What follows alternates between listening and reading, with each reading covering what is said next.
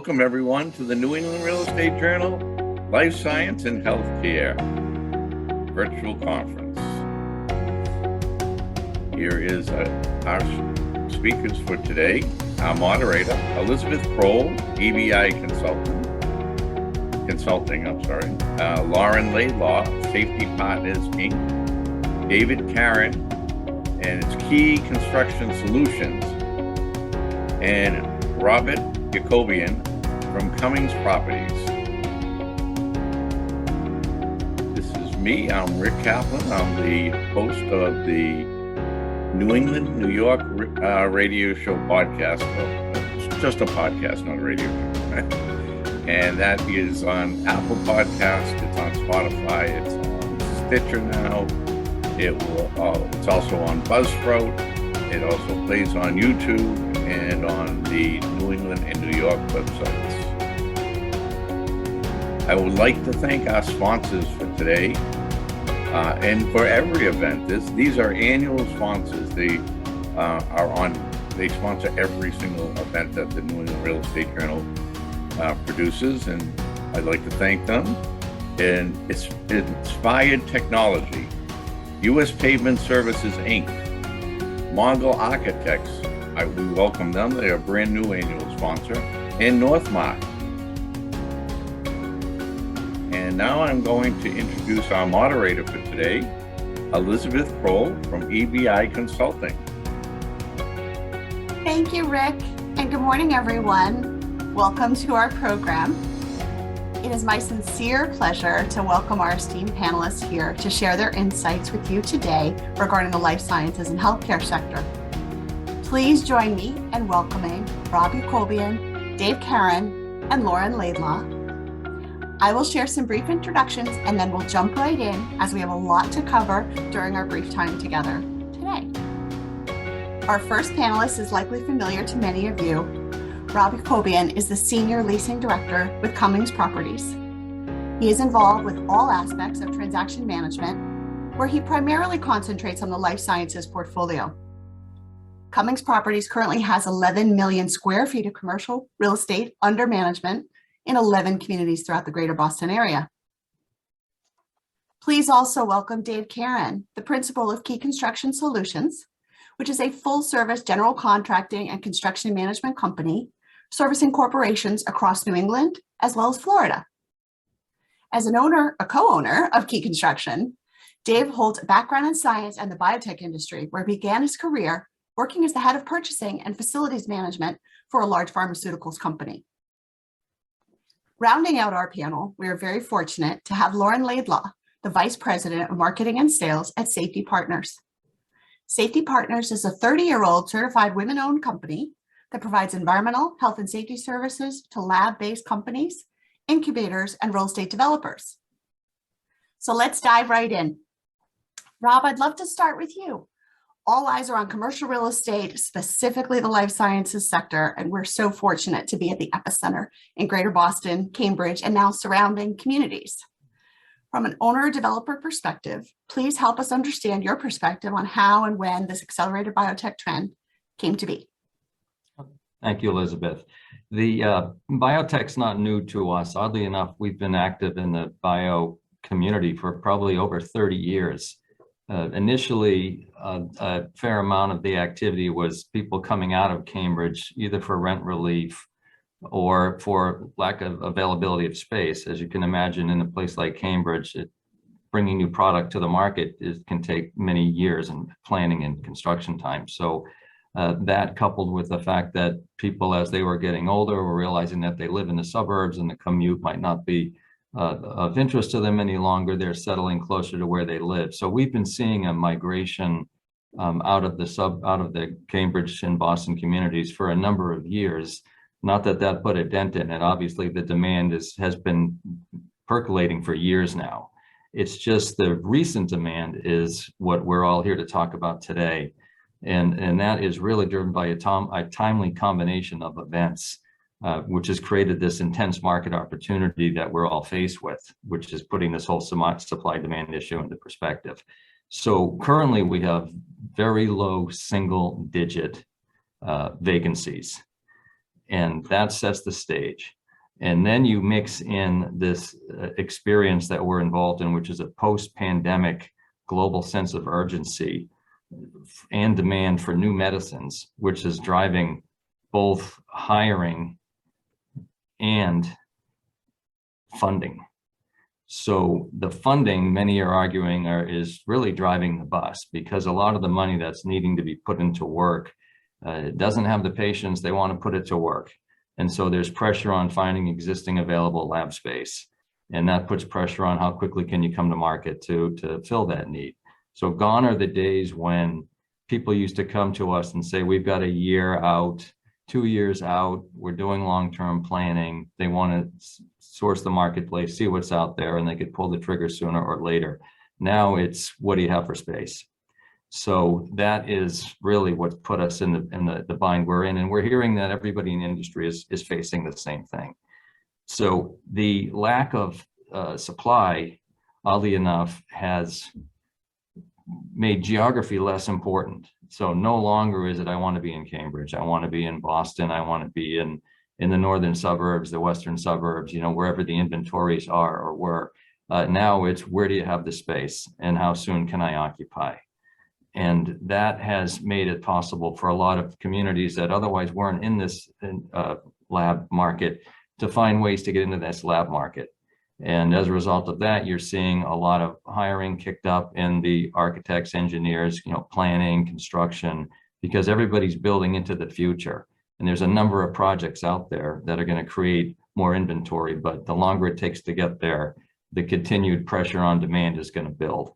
So in terms of the funding, just to put the funding into a quick perspective here, in the first 3 quarters of 2021 alone, the life sciences industry saw a record level of venture capital funding, and it was more than $30 billion. However, that matched all of 2020 alone. So you can see that there's a lot going on here in the industry, and the money is really driving things. And with that in mind, it's going to continue for some time.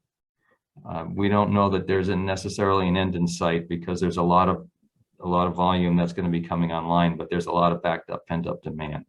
And that's more or less where we find ourselves today. Thank you, Rob. And having that perspective is very valuable, sets the table for our conversation today.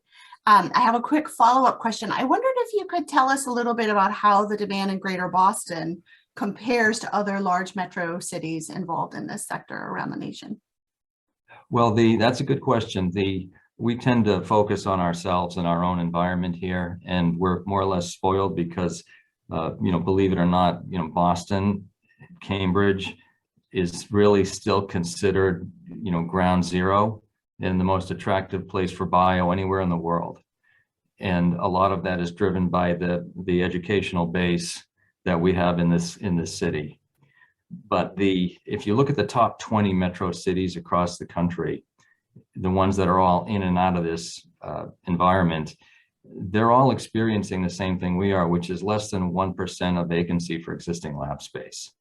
And so the condition that we find ourselves in here in the greater Boston area, suburbs, downtown, et cetera, all as one, is no different than you're seeing in the top 20 suburbs across the country, the top 20 markets across the country. So with Boston being the most well-known city for biotech and the #1 life science cluster in the world, as more demand comes into that, it offshoots out into the perimeter markets. And that's where we've expanded the metropolitan aspect of biospace in Boston. It's the Boston area or greater Boston area, which goes throughout the suburbs. In addition, the National Institute of Health and the venture capital funding communities have ranked #1 as still the most attractive area. So we've received the most funding from the NIH and the VC community. Historically, we do this year over year over year, and that just flows through the industry, and it benefits the growth throughout the community for the built environment. Now, typically, when you talk about the 1%, we're at the same place. We have less than 1% of existing laboratory space. And we have an 11 million square foot portfolio, but across the board, we're at about 3% vacancy. So we really have more or less maxed out here, given our geography, our proximity to the cities.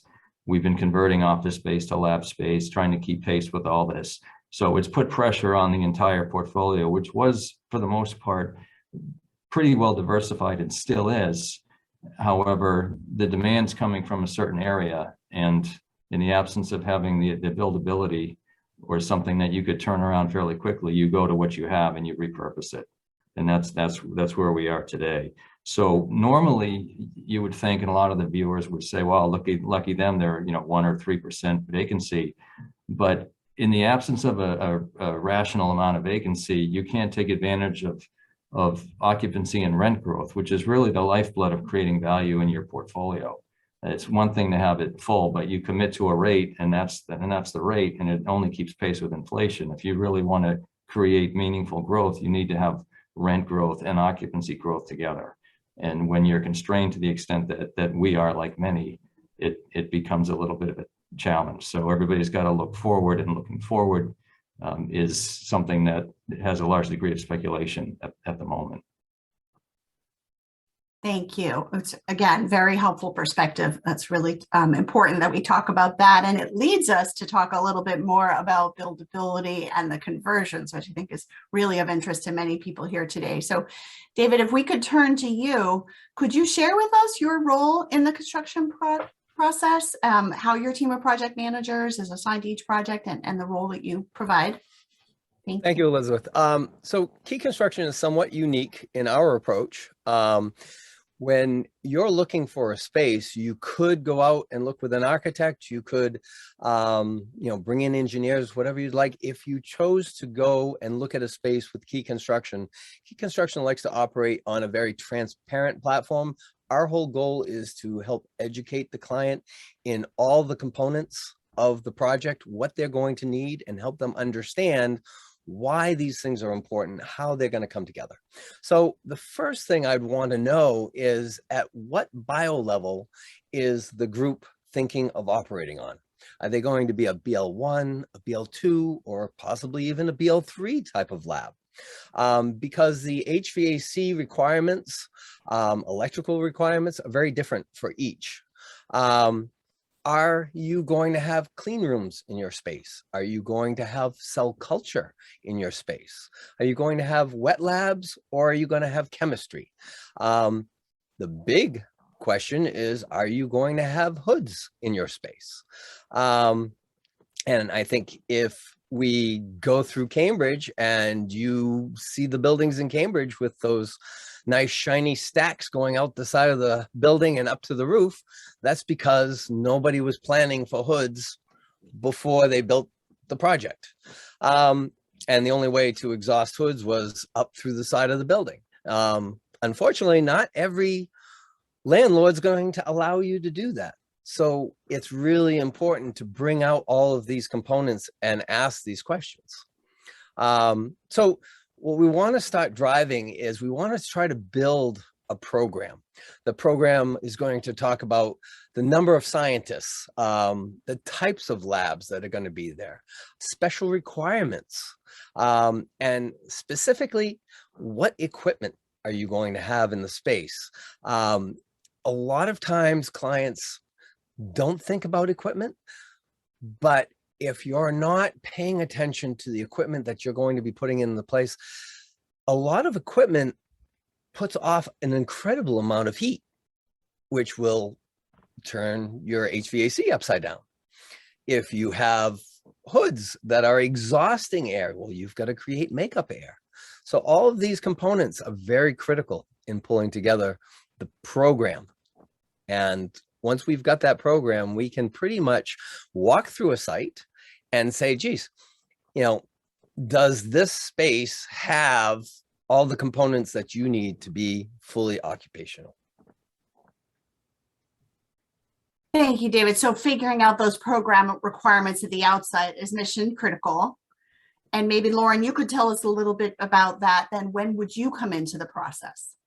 Sure. So again, thanks everybody for having me today. It's such a treat to be part of this panel.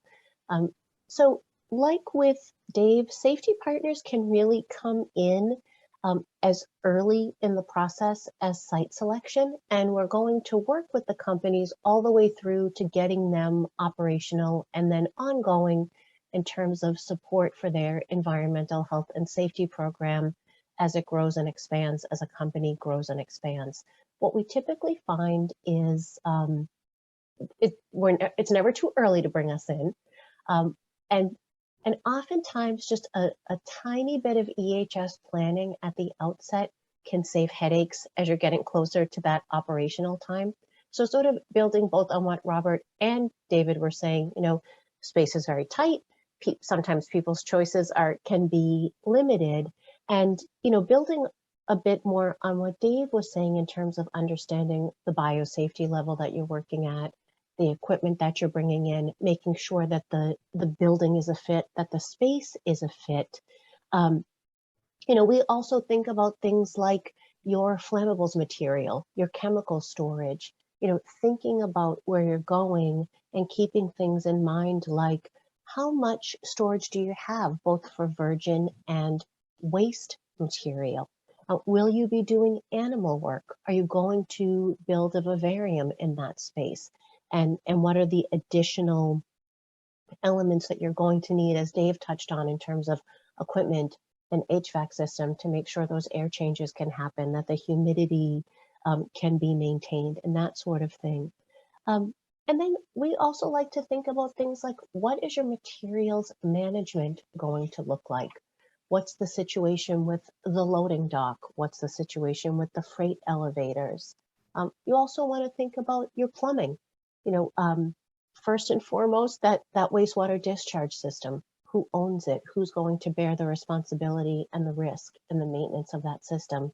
But also things like plumbing for your sinks, your eye washes, your safety showers. Are they already in? If they're not, is the plumbing in place to go ahead and get those put in? Understanding the amount of space that you're going to need, as Dave touched on and as Robert touched on too. There's the space you need today, and then what are you going to look like a year from now, 2 years from now? Do you have the right space to grow? And with options being sort of limited, with the market being so tight, sometimes we see companies that are taking space that's probably much larger than what they need. And then they need to consider things like, do we want to lease some of this space? Can we take on a subtenant? What does it mean to bear that risk? So, with all of this, for us, I think the key takeaway for tenants as they're looking at space is really, you want to make sure that you're aligned with trusted partners that understand lab space, that understand lab planning, and can be really realistic and upfront about what you need, the timeline it's going to take to get it in place, and what the cost is going to be. So I hope that helps. It absolutely does. And I think it begs the question, right? There's a lot of questions in there. So how do you go about ensuring that the client you're working with understands all the things that you need to look out for and what they should be considering from their real estate developer, as a tenant, as part of an overall team? What does that communication cycle look like? So I think, as Lauren touched on, you need to look at the space and make sure that the space is going to work for you, that it is going to meet or hopefully exceed your requirements for right now, giving you a little bit of room for growth. Big pieces of this is, what is the service size for the building? Is it 200 amps? Is it 400 amps? Do you need 400 amps? Because right now, if you need 400 amps, you've got a waiting list of like 8 months before you're going to be able to get that. So that's mission critical of how we're going to start working with the local suppliers to try to get you the power that you're going to need to operate. Your HVAC, is the HVAC up on the roof? Is the structure of the roof suitable to be able to hold more HVAC, what are we going to have to do to upgrade that roof to be able to take on new HVAC? And as I touched on before, mission critical to me is always roof access for the hoods. Because if you are moving in on the first floor of a 5-story building and the tenants above you don't want to give up space for your hoods to travel through their space, and the landlord doesn't want you to be ducting out the side of the building, you're going to be in a really tough spot. So bringing out all of these components and having these conversations, not only with your builder, but with the landlords, with all of the different people, is going to be mission critical.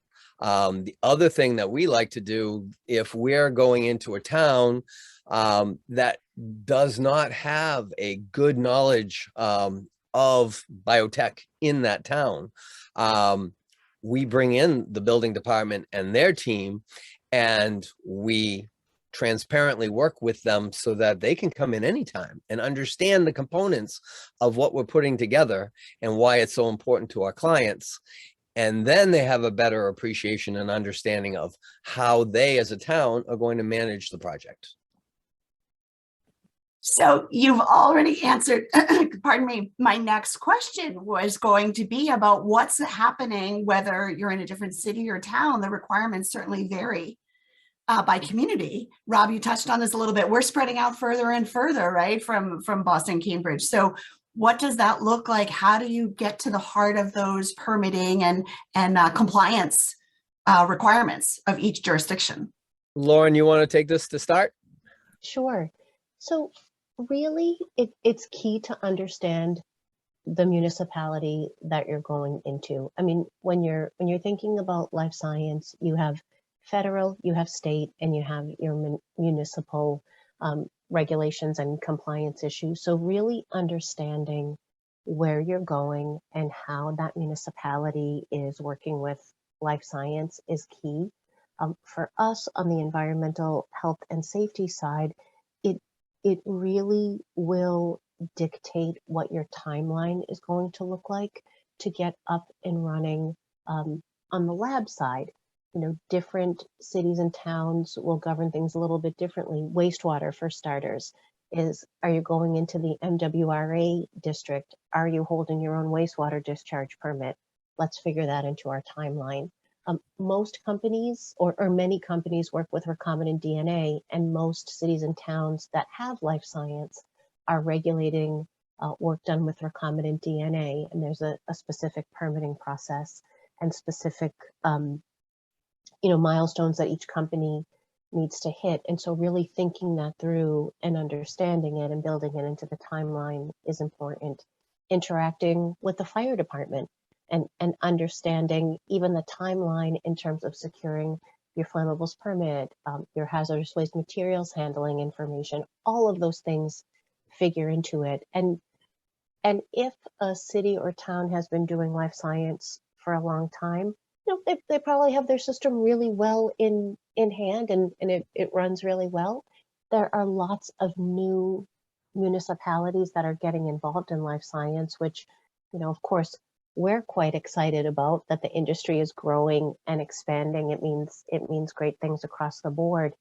But it also means if you're a municipality that's new to it, you have in some cases, you have a lot of learning to do. What is it going to mean? How is it going to impact your fire department? How is it going to impact your board of health? How is it going to impact, some of the different officials in the city, public works, plumbing, all of those types of things. And really thinking about how you're going to regulate biological work. What do you want companies working with our DNA to be responsible for? And who at the Board of Health is going to enforce those types of regulations? So I think for cities and towns that are new to it, there's a lot of learning.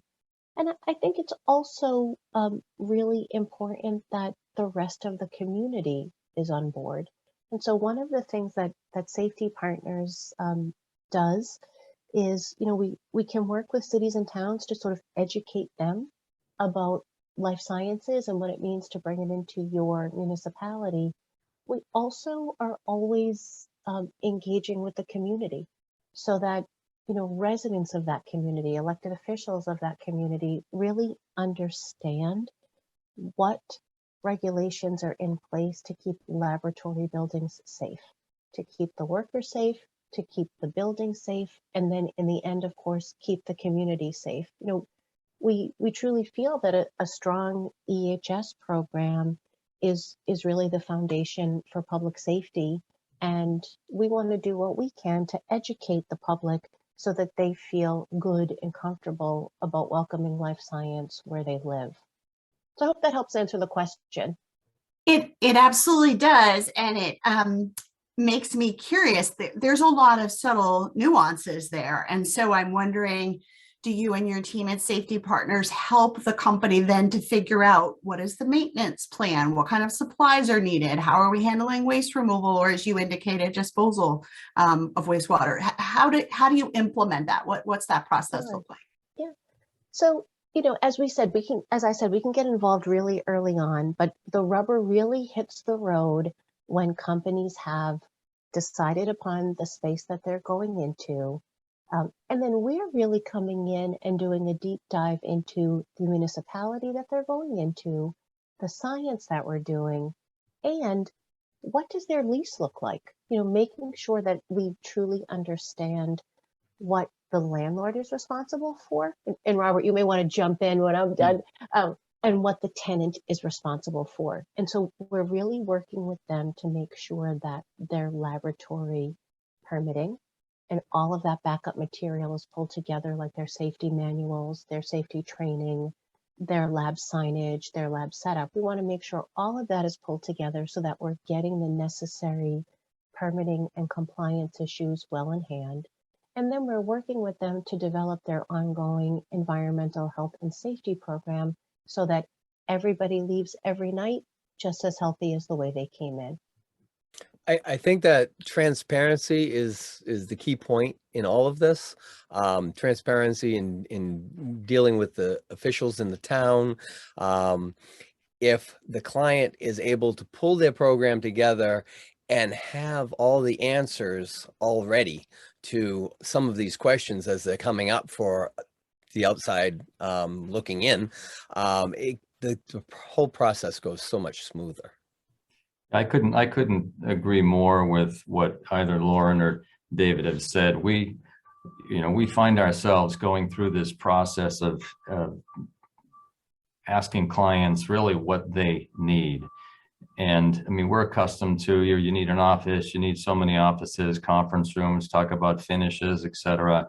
There's a whole nother layer of things that have been brought up here that relate to how and what they're going to do within the confines of our property. So it's fine to deal with the municipalities and understand everything, but it's all grounded in the property that we own or a landlord has behind them. So when someone like Lauren comes into the fold, they can't come in early enough as far as we're concerned, because they are necessary throughout the process, whether it's at the beginning or throughout the tenancy. And clients, we have to sit down and deal with the scientists who, for the most part, know what they want to see in an environment, but they don't understand how to get there, and they don't understand the cost of getting there. And so once we get to a physical plan, we can get to a pricing scenario, we come to terms with the lease and all the maintenance responsibilities of other things like HVAC, acid waste tanks, etc. Who's responsible for what? All that's contemplated in the lease. These are science people that need to rely on a third party to handle their maintenance facilities, whether it's HVAC, wastewater permits, anything that they would need to be operational. And so we have provisions in our lease, both responsibility, liability, et cetera, that protect the asset, because there's a lot of things going on in buildings today that weren't the case when you were dealing with putting up an office building per se. So this is the wave of the future, and this is the way it is. It's just where we're a fully diversified company where we have, architecture, engineer, permitting, construction, we do the whole thing, legal in-house, everything is here. So we're able to react quicker. We're able to deliver quicker. But at the same time, we find ourselves having to spend a lot of time on the front end to get to that lease document, because we have to extract information out of people. So we better understand what we have to build. And then we're the ones ultimately responsible for pulling the permit for that. And we're also responsible for doing the construction and getting the occupancy permit at the end of the day. So both Lauren and David have been spot on in terms of outside of our responsibility in owning and managing an asset, what goes into getting it capitalized these days as it were in the past when we were talking more traditional office environments.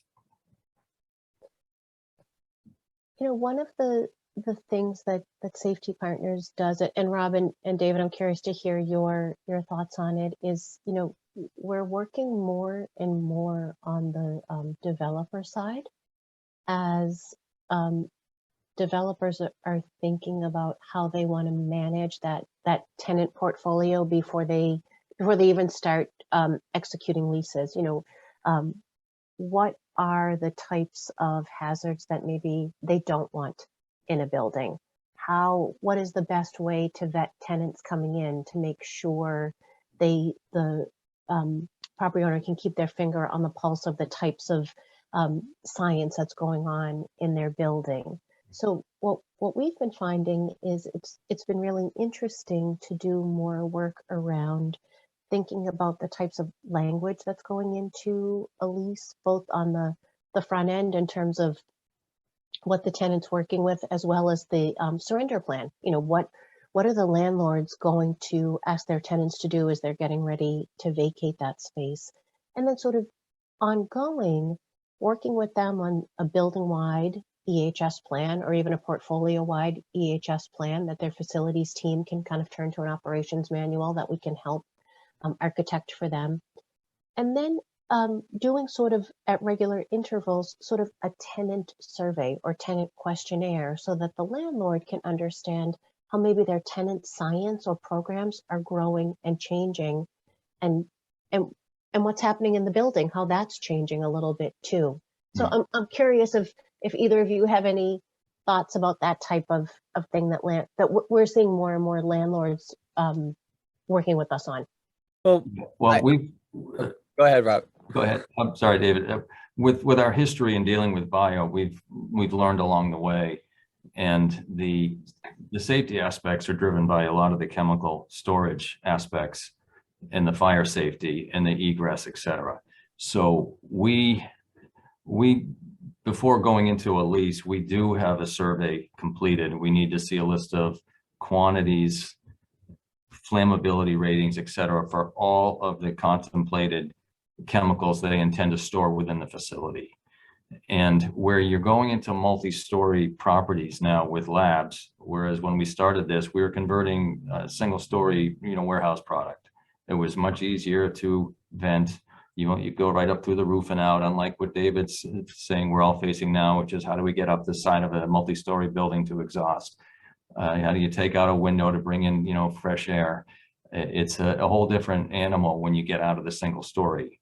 But then the e-commerce market came and started putting excessive demand on the single story space. So you don't want to take that out of your inventory, and you end up going into multi-story office buildings. So as you go up higher in a building, you want less and less chemicals, or at least flammable chemicals up there. So we have to moderate all of that depending on where a client's going.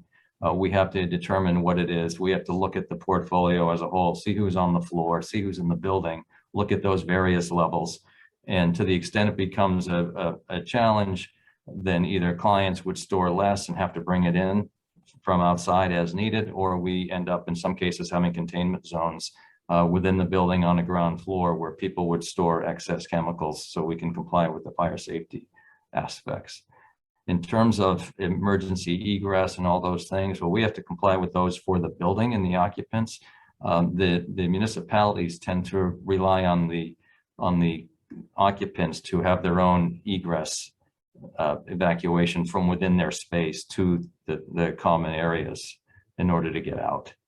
So a lot of those things are things that they need assistance with, and we can't help them with that. We routinely introduce them to people like Lauren and her company to assist, because they do need to comply with certain things at the municipality level. We'll deal with the bricks and mortar and all that's required in getting the environment built for them. But in terms of operational and going forward, they're more or less on their own and have to rely with third parties in order to be in compliant with the lease terms. I think that the dynamic of the client is also shifting. Years ago, the client would hire an architect, the architect would put together plans and they would go out to bid. You'd get 3 or 4 contractors to bid on them. But then the numbers would come back and everybody would be caught aback because all of a sudden everything that we hoped and dreamed cost so much more money than we thought. So the newer dynamic is in bringing your general contractor in earlier and working with him through the process. And as we're developing the concepts, we're able to start to put together budgetary pricing to share with the client and show them, if we're going down this road, it's going to cost you X. And at that point, we can be value engineering and we can be fine tuning the program so that we can kind of pigeonhole it into the shape that it needs to go. I find that the new dynamic is having the general contractor involved early on in the process is really helping the clients in pulling together the space that they need, also for the price that they need it at. Exactly. And that, in fact, is where we find ourselves, because we do have everything in-house. So we do a lot of value engineering. As David said, the sticker shock is there. Forgetting where we are today with the inflationary pressures, the pressure on labor supplies, et cetera, the costs of putting a lab together are extensive. And clients don't really appreciate that. They have a need for the space, but depending on where they are in their cycle, it may be a real issue, it may not. But in many times, people have a wish list for everything from power to finishes, all of which, when you look at it closer, there's things that they can moderate on. There's certainly finishes that can be adjusted. The running load on the electrical doesn't need to be 24/7. I mean, they do their analysis on their electrical loads and find out that they need more power. But at the end of the day, when you look at the running loads, there tends to be a less of a requirement for the types of amperage that they come in looking for. So it is a give and take. It's a process that, as I said, it becomes a lengthy process, much longer for us than it used to be when we're dealing with office clients. So there's a lot more to it. So it just adds to the cost of getting to a lease and getting it consummated before we even start the construction. Could we go one step further on that? Because getting all of this sorted and getting the tenant into their space is one major milestone. But each of you have referred to the need for growth. So what's the next step? When does that start? Or does it already start before they even sign the lease? So how do you manage that planning for growth? Well, for us, we do have expansion capabilities that we offer clients, no matter what they're doing in a space. It's part of our hallmark because we're more of a big fish in a small pond. You know, while we have 11 million square feet, we tend to be focused in and around the northern suburbs. So the ability to allow people to grow and go into another property nearby has never been an issue. When you get involved in these lab clients and you get into this environment where it's anything goes, they just need space. They'll take more space now than they need because they don't know that it's going to be then when we need it. So more recently, we're hearing from people that they're going to take more space. They're going to sublease the space to someone else, but they want to make sure that they have it in the future. And that is really where people are trying to land bank, if you will, because in terms of the foreseeable future, the fact that it takes so long to bring product to the market, I think clients are learning their lesson. We'll see people that come out looking for space. We'll say, hey, it's going to take time to build it. We don't have it. We're going to convert this. They go out and they come back 4 to 6 weeks later because they found out what we told them in the first place. There's just nothing out there. It's not just us. This industry as a whole, the greater Boston area, there is a very little available aspect of existing lab space that you can just go right in and go to work in. And so when you find a space, when a client finds a space, they're invariably looking to take on more space because they don't want to risk being maxed out in a short period of time and then with nowhere to go. So that's how we've dealt with it historically, and we still do. So when a client is looking at a build out, and obviously these build outs can be very expensive, you don't want to do this entire build out on a 5-year lease with the thought that I'm going to grow, I'm going to move somewhere else, because then you're going to have to redo this entire project all over again. So that's why it's very important, if possible, to have some room for expansion.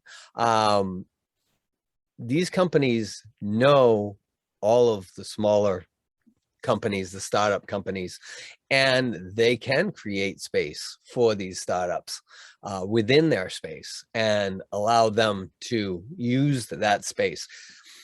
Most likely, by the time you're thinking of needing that space, that company has already grown to a size that they're realizing they're going to have to expand, and they're going to have to move somewhere else anyways. So if possible, and obviously this all comes down to finances, but if possible, yeah, have the room for growth, because having that foresight is definitely going to pay off in the end.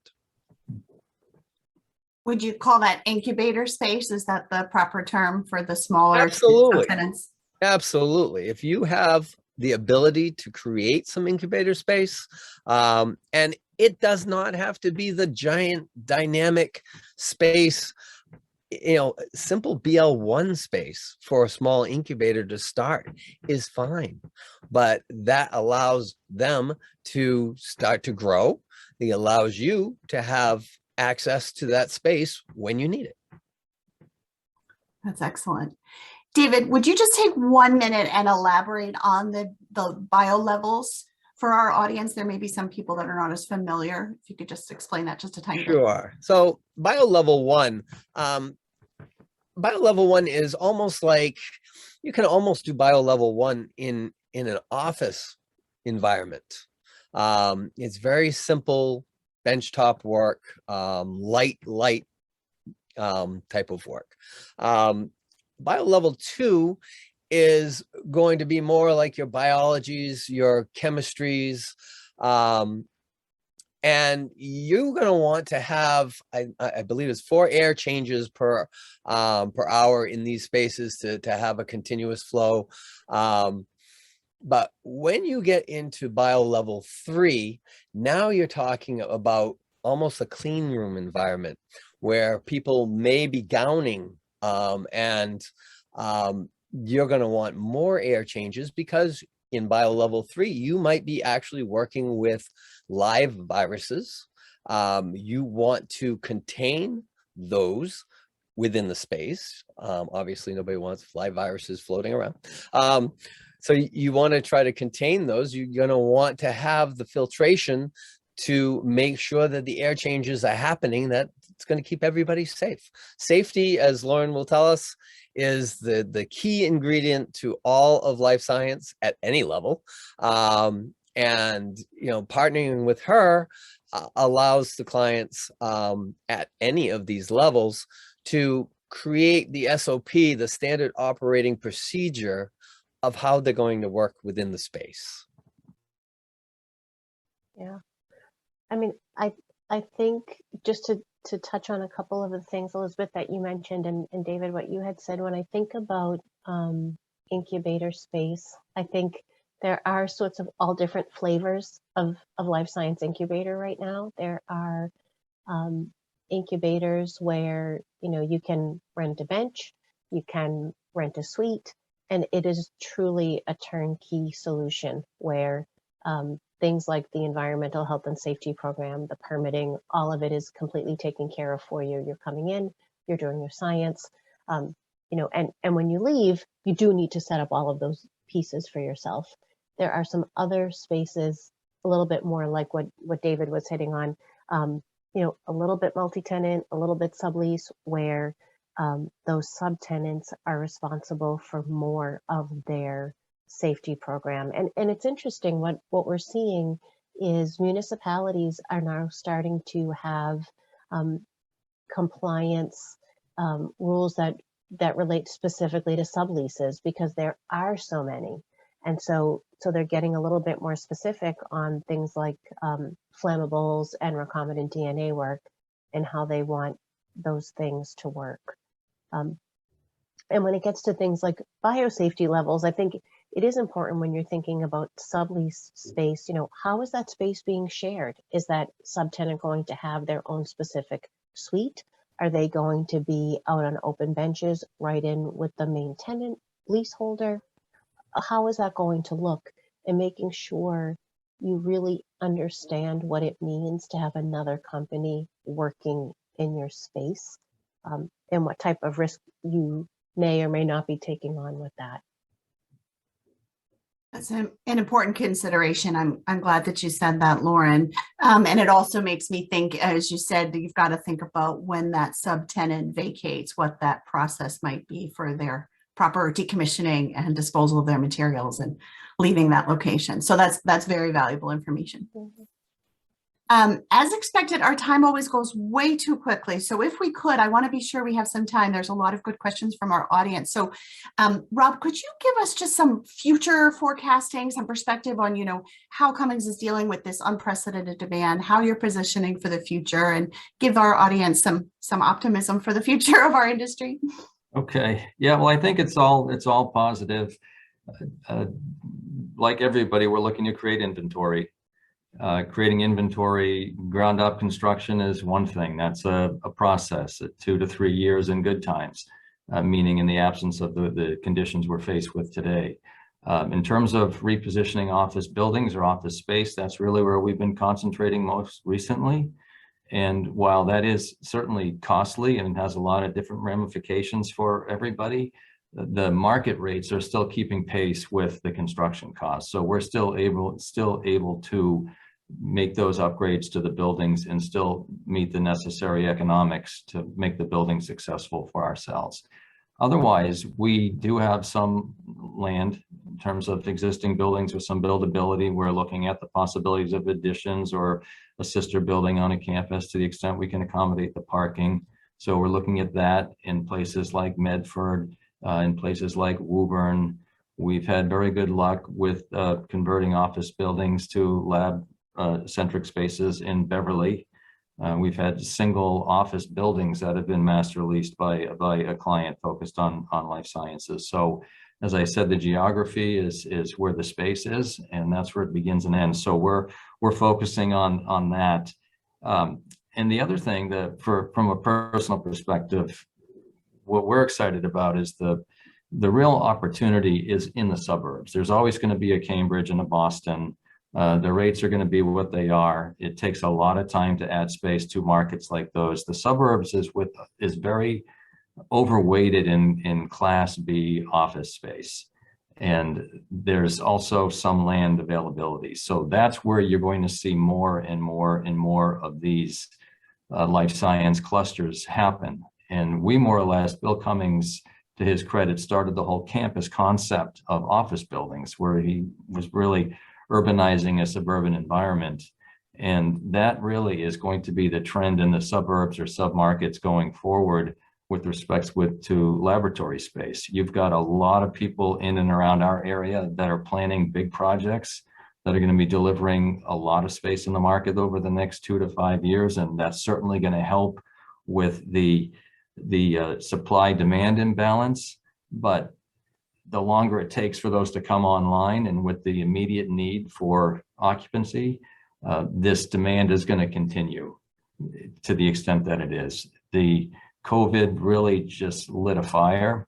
The labs were happening anyways, and then with COVID and the accelerated approval process, the amount of people looking to pump more pharmaceuticals into the market in anticipation of of doing it quicker is only growing. And we're seeing that every day because we do have these frank conversations with our clients about what do they do. I mean, a lot of it is, we're not scientists, but we want to understand what's going on within the space. And in doing so, they tend to tell us what they're working on and where their funding's coming from and all those other things. So we think that the prospects are good. We see that there's plenty of inventory coming online over the coming years. And the risk associated with that is really going to just take us back to where we were when commercial real estate was considered office space. And that was really the metric by measuring the economy as it relates to commercial real estate. It was your office, Class A office market.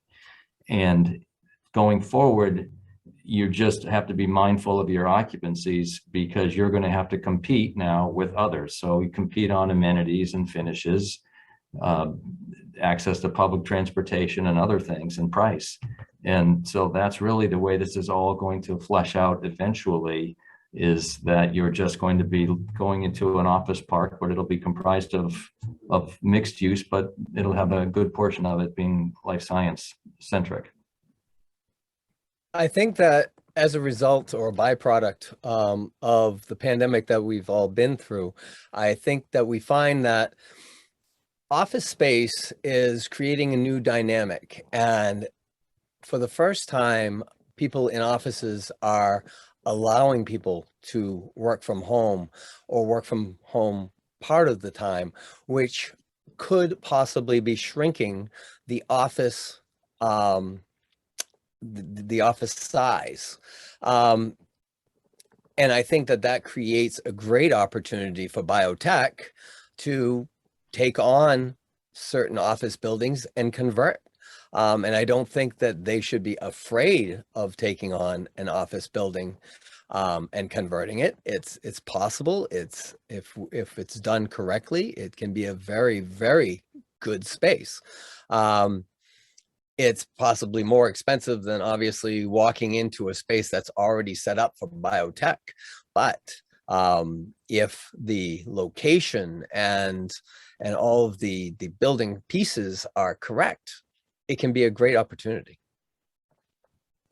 I think, Dave, that kind of gets back to one of the things I said at the beginning. When you're thinking about those types of projects, it is so important to partner with the right organizations that are bringing the right level of expertise in to really honestly look and understand what it's going to take to convert an office building, right? I mean, not everyone is a winner, right? And really understanding what elements or what bones the building needs to have in order to make it a good candidate, I think is so important. It's so costly, you can't miss, you can't not get it right. We're excited about a facility that we're getting back, that we recently got back from Amgen. It's an FDA approved manufacturing facility, and it's about 60,000 square feet, and it's in Woburn. And it is,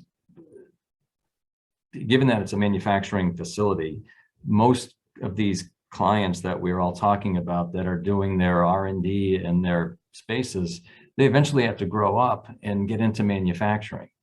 And they're leaving the state to do that, or the country for that matter. We all know what's going on outside of the country in terms of who's manufacturing our drugs. So that really is driven by the fact that we just don't have this available space in this state to do these large 60 to 100,000 square foot manufacturing facilities. Well, we happen to have one now right in what we consider to be ground zero of the overlay district, where the city of Woburn is looking to plan more labs in favor of some of the older antiquated uses that are there. So we're going to be looking at that possibility of perhaps maybe making that available to not just one client, but maybe 2 clients or 3, depending on what the costs warrant. But it is a unique thing to have manufacturing space, FDA approved, within the 128 93 corridor. Excellent. Thank you. So you've shared so many insightful anecdotes and information and helped us understand some of the nuances here. And so for me today, I feel like the key takeaways are transparency, communication, and planning. And I'm grateful to all of you for sharing your knowledge. We did have a question from the audience, which is interesting. This is regarding carbon emissions. Is this a concern in life sciences and healthcare? Since Boston passed the Birdo Act, how do we feel about that? And, Cambridge, Somerville, what does that look like when you're planning? Do you need to think about carbon emissions? Well, we don't get into the city to the extent we get into Medford, Somerville area. That's as close as we get, but we haven't really faced that question yet. I mean, we're dealing a lot with people that are primarily focused on cell culture activities, a lot of biosafety cabinets, not so heavy in the way of needs for exhaust. So we're not dealing with a lot of chemicals. In terms of carbon emissions, that's not something that's been factored into the thought process in terms of meeting the client demands and meeting with the municipality's regulations. We haven't seen it. I'm sure if you're maybe in the city, it might be more of a prevalent conversation. I've seen carbon emission conversations that they're happening more in the cannabis industry, possibly because the HVAC units that we're using are so much larger. Concerns with that can easily be addressed in conversations with the engineers, and the engineers can absolutely create dynamics to help control that. But that's more of an engineering response. And it's totally achievable. It's just that it needs to be thought out. I think for the developers and the owners that are in Boston and Cambridge, and it will start to go outside, they are giving it much more thought. I think for the larger R&D companies, they're definitely giving it much more thought and trying to think about what they can do. For smaller companies, I think,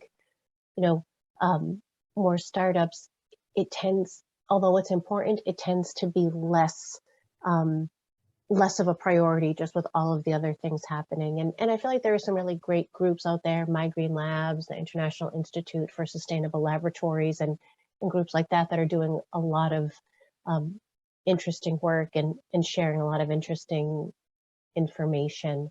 The USGBC, those types of groups that have been really getting quite involved. Excellent. Well, you've given us so much to think about. Thank you for sharing your expertise with us today. Rick, can I turn it back over to you? Well, we have one other question that Robert Rabitsek, I think that's how he says his last name. Are most of the current clients startups or established firms looking to expand?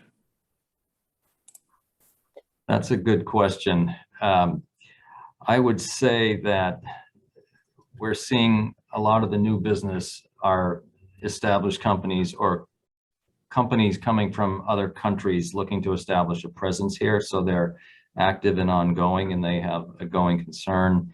We do have an active incubator community.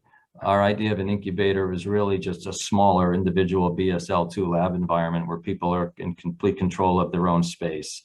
So they might have 500 or 600 square feet or 700 or 1,000 square feet and have, common corridors and loading and bathrooms, things of that nature, but there's no sharing of equipment or anything. They might be on a communal makeup air and exhaust system, but they're not otherwise sharing equipment or footprint for their operations.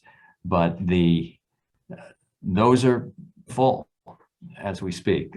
All of our emerging tech centers, which is what we call our incubators, are all full. We've been building more in Beverly that'll be coming available that are more in the 1,000 to 1,200 square foot range, which seems to be the model for people that are in the early stage. But in this environment, I would say the majority of the companies are established, venture-backed, and looking to add additional square footage to what they might have elsewhere. or setting up in this part of the country from elsewhere. For safety partners, I think it's actually a 50-50 split for us. I think, the amount of investment, the amount of new company formation, the venture capital companies that are now developing their own new cos, the pace is just astronomical. So the amount of new companies that we're seeing flooding the market, it is really robust. And Rob, as you said, a lot of companies that have been around for a while, they're doing really well, and they're outgrowing their space, and they're either completely relocating to new space, or maybe they're opening up a new site, or they already have 3 or 4 sites, and now they're finally able to get that big space and develop their own campus. But for us, I would say it's right down the middle. The new companies coming in, it's amazing. And I think part of it may be because there is so much incubator space that those companies can really get to a certain place in their R&D. They can get their science to a certain place before they're going out to look for new space. So that's what we're seeing. I agree with that. I think the money is, if you follow the money, you'll see that the life science industry is becoming to mirror a lot of the business community, where people have an exit in mind when they go in. They're not looking to develop a drug and take it through to manufacturing and be a public entity. They're looking to get the science to a point. Then there's someone from large pharma who doesn't want to go through that pain and process. They're happy to acquire it and take it in-house and take it the rest of the way. So that segment of the market has been growing dramatically. Again, those people who have a clear exit in mind, and it isn't to take this thing all the way through. So that's going to continue to create more and more demand for the earlier stage in the startup environments. It's just a matter of where's the demand. Do you create the space for this audience, or do you create it for this audience? And can you marry the two? It's really a factor of what you have for an inventory to work with and what the demands are on the portfolio. Well, Robert has a couple of other follow-up questions, but before I ask those follow-up questions, what I'm going to do is anyone that wants to hang on for a little while, we can have a quick little networking. And before we start that networking, I will put up a PowerPoint and thank our sponsors one more time. But I'm going to ask Robert's question. And as I ask the question, we're going to also be switching all the attendings over to be public. So anyone that has their audio and video on, they'll be able to join us and ask any questions or introduce themselves to everyone that joins us in the networking. Sounds fair?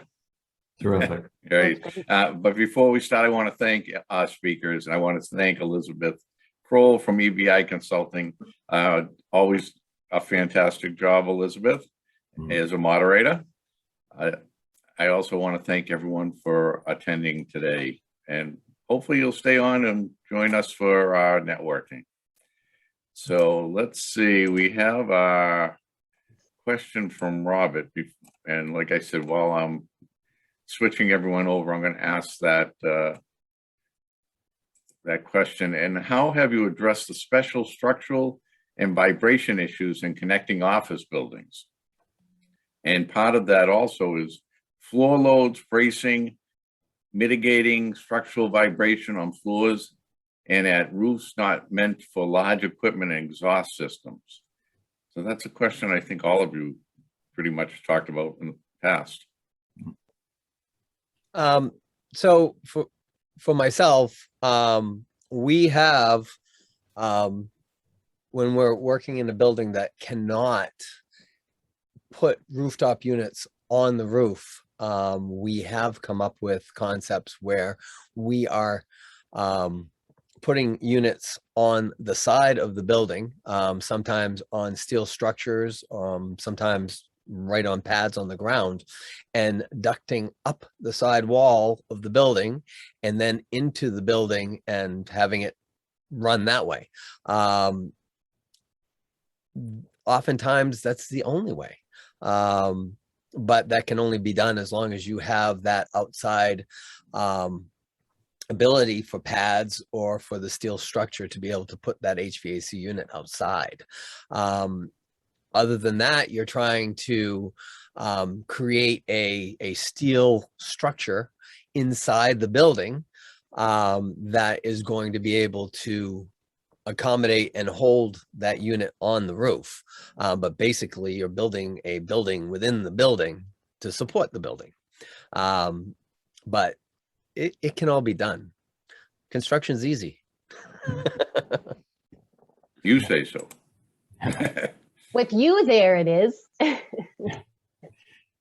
Yeah, we've got this saying, I couldn't say anything any better than David said. The only thing I would say is where we have really run into the need for a heavy load on the roof, it tends to be in the single-story buildings. A lot of the people that are in the battery work, they have a significant amount of infrastructure on the roof, and it's easy to accommodate. Not easy, but it's possible to accommodate because you're not dealing with multiple floors below you. You can just take it straight down to support it.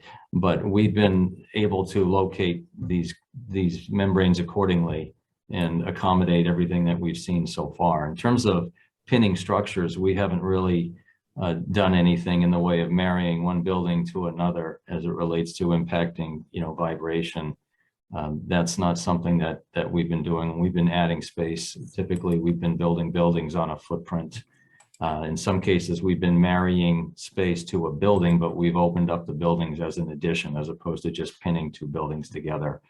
In terms of the vibration, every client has their own needs for a certain vibration for equipment, and there's ways that they can mitigate that on floors, depending on where they locate their equipment, where the cross members are, et cetera. Okay. Well, I am going to share our PowerPoint right now, and then we'll start some quick little networking. Anyone, I try to switch everyone over, but not everyone wants to show their face. And this is our New England Real Estate Journal Life Science and Healthcare virtual conference. I want to thank everyone for attending today. We do appreciate your attendance, and hopefully you'll join us for some of our future events that we have for 2022. Again, let me thank our speakers and our great moderator, Elizabeth Krol from EBI Consulting, Lauren Laidlaw from Safety Partners, Inc., David Caron from Key Construction Solutions, and Robert Yacobian from Cummings Properties. And before I go on, a special thank you to Cummings Properties because of the support they have given the New England Real Estate Journal since, I think it's like late 1960s or early 1970s. They've been with the working with the New England Real Estate Journal, and thank you, special thank you to Bill and Joyce Cummings from the Cummings Foundation, who has supported an organization that I've been very supportive of, which was Fragile X, which they had made a $100,000 donation or grant to Shared Living Collaborative, I should say, in Merrimack, which is helps kids with special needs. And it was very well received and very helpful to a lot of families, and they all appreciate the Cummings Foundation. And again, I have to thank them, not only for that, but as also supporting the New England Real Estate Journal for so many years. And this is me, NYREJ Kaplan. I'm the host of the New England and New York Real Estate Journal podcast. Join us every week. We have a special guest that we put out on with an interview every single week. And again, let me thank our sponsors. These are our annual sponsors. These are very special companies. They sponsor every single one of our events. and inspired technology, U.S. Pavement Services, Northmark, and our newest annual sponsor is Mogul Architects.